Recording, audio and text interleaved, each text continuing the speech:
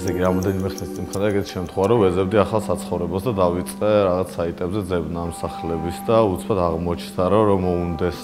ახალგაზრდა ადამიანს ცოტა გემოვნებიანი რაღაცნაირი ცოტა ევროპულ სტილში სახლის პოვნა, უბრალოდ ვერაფერს ვერ ნახავს, იმიტომ რომ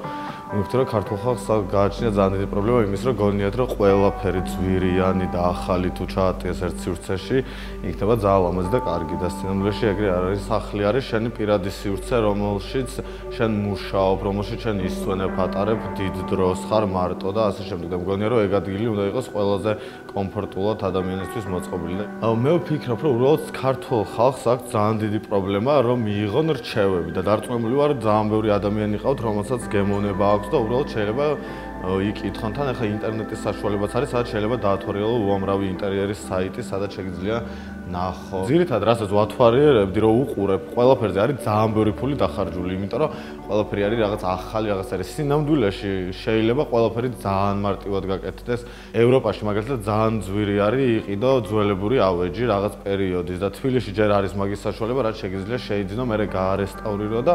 იმდენად მინიმალურ ფასად მოაწყო სახლი, რომ ბევრად უფრო მაგარი გამოვიდეს, ვიდრე ძალიან ბევრი ფული რო დახარჯო და მაგიტომაც მგონია რომ უბრალოდ იმაზე უნდა იფიქრონ, რაც შეიძლება სადად და მინიმალურად და უფრო იაფად და მე მგონი უფრო მარტივად გამოძრაობენ.